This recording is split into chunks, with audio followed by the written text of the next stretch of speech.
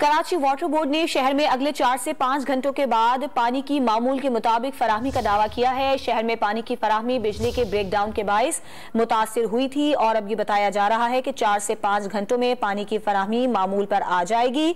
शहर को 640 MGD पानी की कमी का सामना करना पड़ा। इस पर बात करेंगे डॉन न्यूज के नुमाइंदे खावर हुसैन से। खावर, क्या बताया गया है, कब तक पानी की बहाली जो है वो मुकम्मल हो जाएगी और कितना हिस्सा कराची का मुतासिर है?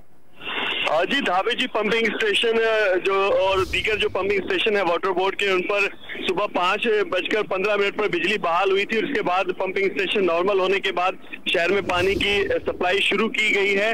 पंपिंग स्टेशन नॉर्मल होने के अगले 4 से 5 घंटों बाद शहर में पानी की फराहमी मामूल के मुताबिक होना शुरू हो जाएगी।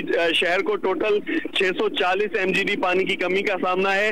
बिजली ब्रेकडाउन की वजह से मुतासिर होने वाली 72 इंच कतर जो 5 नंबर लाइन है उस पर हंगामी तौर पर जो बुनियादों पर काम शुरू कर दिया गया है। बिजली ना होने की वजह से पानी की सप्लाई बंद थी, इसलिए शहरियों को शदीद मुश्किलात का सामना करना पड़ा। इस पर वाटर बोर्ड ने कहा है कि वो माजरत ख्वाह हैं और इस हवाले से अब हंगामी तौर पर काम शुरू कर दिया गया है। जैसे जैसे बिजली बहाल हो रही है तो मुख्तलिफ इलाकों में पानी की सप्लाई शुरू कर दी गई है।